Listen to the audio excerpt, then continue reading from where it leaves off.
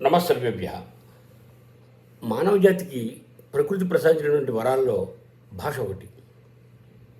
నిజంగా ఈ భాష లేకపోతే మానవ జాతి మనుగడ చాలా అంధకార బంధురంగా ఉండేది. ఈ విషయాన్ని దండి అనేటువంటి ఒక మహాకవి ఇలా అంటాడు: ఇదం అందం తమ కృష్ణం ఛాయేత భువనత్రయం, ఇది శబ్దాహ్వయం జ్యోతి ఆసంసారం న దీప్యతే. శబ్దం అనేటువంటి జ్యోతి మనకి లేకపోతే ఈ మూడు రకాలు ఏనాడో అంధకార బంధురంగా ఉండేవి అన్నాడు. కాబట్టి మానవ జాతికి వెలుగుని ప్రసాదించేటువంటి అంశాల్లో భాష ఒకటి. ఇక భాష అనగానే ముందుగా కొన్ని ధ్వనులు, ఆ ధ్వనుల యొక్క సముదాయం అక్షరం, అక్షరముల యొక్క సముదాయం పదం, పదముల యొక్క సముదాయం వాక్యం, వాక్యముల యొక్క సముదాయం భాష అనేటువంటి విషయం మనకు తెలిసిందే. కాబట్టి ముందు ఈ వాక్కు మనకి ఎలా వచ్చిందంటే, కొన్ని ధ్వనుల యొక్క సముదాయం వాక్కు ఏర్పడింది. వాక్కు 4 రకాలుగా ఉంటుంది: పరావాక్కు, పశ్చంతి వాక్కు, మధ్యమ వాక్కు, వైఖరి వాక్కు. ఈ వైఖరి వాక్కు గురించి మనం ఇప్పుడు మాట్లాడుకున్నాం.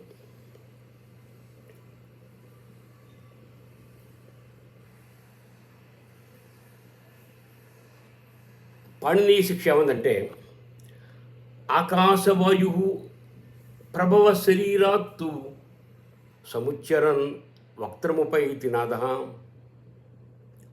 స్థానాంతరేషు ప్రవిభజ్యమాన వర్ణత్వం ఆగచ్చతి యస్స శబ్ద. ఆకాశంలో వాయువు శరీరం ద్వారా బయటికి అనేక ప్రాంతాల నుంచి వచ్చి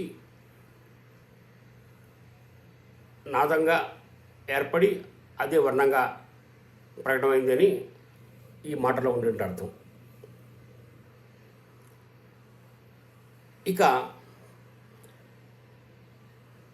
సంస్కృత వ్యాకరణ విషయానికి వస్తే, సంస్కృత వ్యాకరణానికి ఒక సాంప్రదాయబద్ధమైనటువంటి ఒక చరిత్ర ఉంది.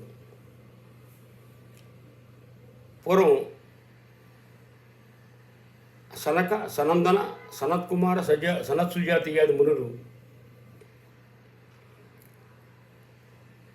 ఈశ్వరుణ్ణి దర్శించి తమకి ఒక భాషను అనుగ్రహించమని అడిగినట్టుగా ఆయన వారికి ఒక భాషను అనుగ్రహించాలనేటువంటి సంకల్పంతో తన దగ్గర ఉండేటువంటి డమరుకాన్ని 14 సార్లు వాయించాడని, ఆ డమరుకం నుంచి శబ్దాలు వచ్చాయని, అదే భాష ఏర్పడిందని మనం విశ్వసిస్తున్నాం.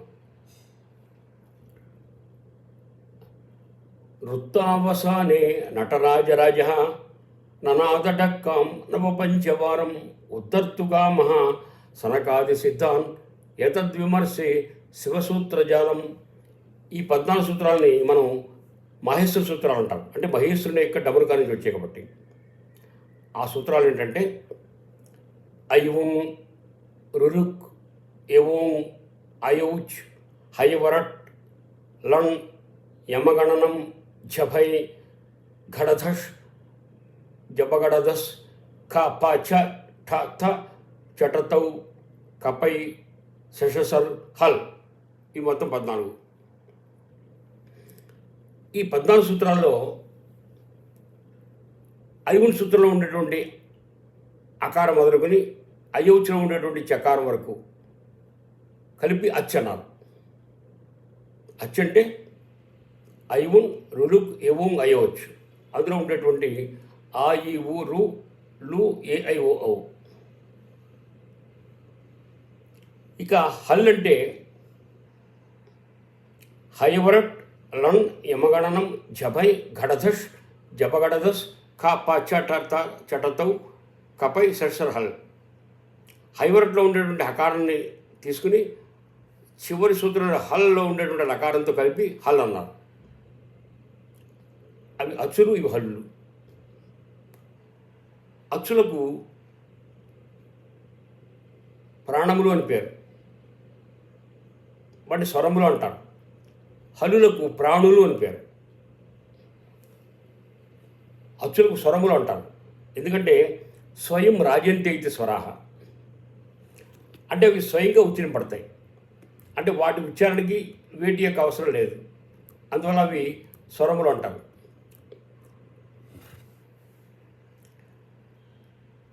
ఆ విషయాన్ని పతంజలి మహర్షి మనకి చెప్పాడు.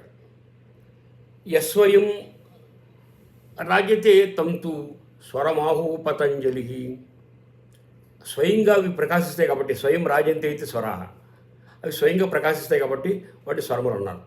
ఎందుకంటే ఆ, ఈ, ఉ, రు, లు అనడానికి వాటికి వేటి అవసరం లేదు, అవి స్వయంగా ఉచ్చరింపబడుతున్నాయి. ఉపరిస్థాయినా తేనా వ్యంగ్యం వ్యంజన ముచ్యతే. ఉపరిస్థాయిన పైన ఉండేటువంటి అక్షరం యొక్క సాయంతో ఉచ్చరింపబడేదాన్ని వ్యంజనం అంటారు. కాబట్టి స్వరములు ఉచ్చరించడానికి ఎటువంటి మరొక అక్షరం యొక్క అవసరం లేదు. కానీ వ్యంజనం ఉచ్చరించాలంటే మరొక అక్షరం యొక్క అవసరం ఉంది. కాబట్టి తన పైన ఉండేటువంటి ఒక అక్షరం చేత ఇవి ఉచ్చరింపడతాయి కాబట్టి ఒక వ్యంజనములు అన్నారు. ఉదాహరణకి కా అన్నాం అనుకోండి, కాలో ఉండేటువంటి కకార పొల్లే హల్లు, కానీ ఆ పొల్లిని మనం ఉచ్చరించలేము. కా గా అన్నాం అనుకోండి, ఉగ్గు అని అనలేము. కా అనేటువంటిది పైన ఉండేటువంటి అకారంతో కలిపి ఉచ్చరింపడుతుంది. కాబట్టి స్వరముల యొక్క ఉచ్చారణకి వేటి అవసరం లేదు, వ్యంజనముల యొక్క ఉచ్చారణకి స్వరముల యొక్క అవసరం ఉంది. కాబట్టి పైన ఉండేటువంటి అక్షరముల ద్వారా ఉచ్చరింపడుతుంది కాబట్టి ఒకటి వ్యంజనం అన్నారు. హల్లుని వ్యంజనములు అంటారు, అచ్చులు స్వరాలు అంటారు. ఈ విధంగా అచ్చులు హల్లుల యొక్క విభాగం మనం గ్రహించాలి. స్వయం రాజ్యంతే ఇది స్వరాహ. అలాగే ఉపరిస్థైన వ్యంజంతే ఇది వ్యంజనాన్ని, పైన ఉండేటువంటి కొన్ని అక్షరముల యొక్క సాయంతో మాత్రమే ఉచ్చరింపబడుతున్నాయి కాబట్టి వాళ్ళు వ్యంజనములు అన్నారు. ఇక ఈ అచ్చులు హల్లులు మానవుని యొక్క నోట్లో ఉచ్చరింపడతాయి. ఒకే నోట్లో ఉచ్చరింపడుతున్నా ఒకే ప్రాంతం నుంచి ఉచ్చరింపడం, అది మనం తెలుసుకోవాలి. అవి ఏ ప్రాంతం నుంచి ఉచ్చరింపడతాయో దాన్ని బట్టి వాటిని వర్గీకరించాలి. అది ఎలా ఉంటుందంటే ఆ, కాక్క గాగాంగా విసర్గ హ అనేటువంటివి కంఠ్యములు, ఇవి కంఠం నుంచి వస్తాయి. ఆ, కాక్క గాగాంగా హ విసర్గ. ఈ చాఛ జాజాయ యా శ అనేటువంటివి తాళవ్యములు అంటారు వీటిని, అంటే దవడల నుంచి వస్తాయి. ఉ పాప బాభామ అనేటువంటివి పెదవుల నుంచి వస్తాయి, వీటిని ఓష్ట్యములు అంటారు. రు టాఠాడాఢాణ ఇవి మూర్ధన్యములు అంటారు వీటిని. ఉ టాఠాడాఢాణ రాష అనేటువంటివి మూర్ధన్యాక్షరాలు, అంటే నోట్లో ఉండేటువంటి పై భాగమునకు నాలుక తగలడం వల్ల వస్తాయి. The tip of the tongue touches the upper part of the mouth. వీటి మూర్ధన్యములు అంటారు, సెరిబ్రల్స్ అంటారు. లు తాత్తాదాన లాస్ అనేటువంటివి దంచములు, అంటే దంతాల యొక్క సాయంతో ఉచ్చరింపడతాయి.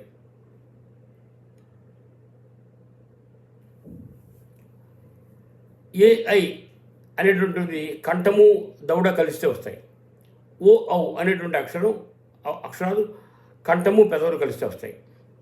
వా అనేది దంతము పెదవులు కలిస్తే వస్తాయి. జిహ్వామూలియ అనే ఒక అక్షరం ఉంది, అది అంటే విసర్గని పైన సగం కింద సగం కత్తిరిస్తే ఒక విధమైనటువంటి ఒక అక్షరం ఏర్పడుతుంది. దాన్ని జిహ్వామూలి అంటారు. అంటే కా ఖ అనేటువంటి అక్షరాలకు ముందు వస్తుంది, అది వాటిని జిహ్వామూలియం అంటారు. అంటే నాలుగు యొక్క మొదటి నుంచి వస్తాయి అవి. కహ ఖనతి కహ్ ఖనతి ఉపధ్మాని అని ఉంటుంది. అది కూడా విసర్గని సగం పైన సగం కింద కత్తిరిస్తూ వచ్చేటువంటి అక్షరం ఉపధ్మాని. అది పా ప అనేటువంటి అక్షరాలకి ముందు వస్తుంది. తపహ ప్లస్ ఫలం తపఃఫలం ఒకటి ఉపధ్మాని అంటారు. అలాగే సున అనేటువంటిది ముక్కు నుంచి వస్తుంది.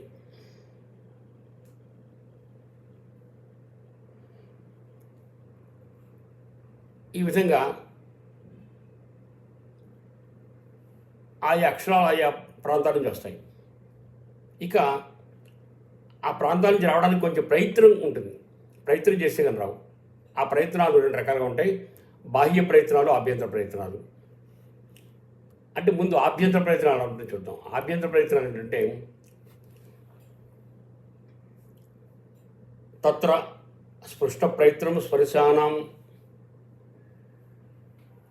స్పర్శలు అంటే కా నుంచి మా వరకు కాకాగా చాచాజాజాయ టాటాడాడాన తాత దాదాన పాప బమ. వీటికి స్పృష్ట ప్రయత్నం అంటే నోట్లో ఉండేటువంటి ఒక ప్రాంతాన్ని టచ్ చేస్తే కానీ రావు.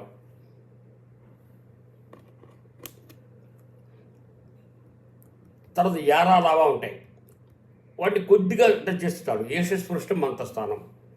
యా రా లావా అనేటువంటివి వీటికి కొద్దిగా తగిలితే చాలు. అలాగే శేష సాహ అనేటువంటి వర్ణాలకి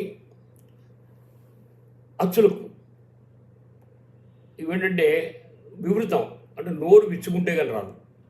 ష ష స హ అనేటువంటి వాటికి స్వరాలు అంటే ఆ ఈ ఉ రు లు ఏ ఐ ఓ ఔ. వీటికి వివృత ప్రయత్నం. ఇక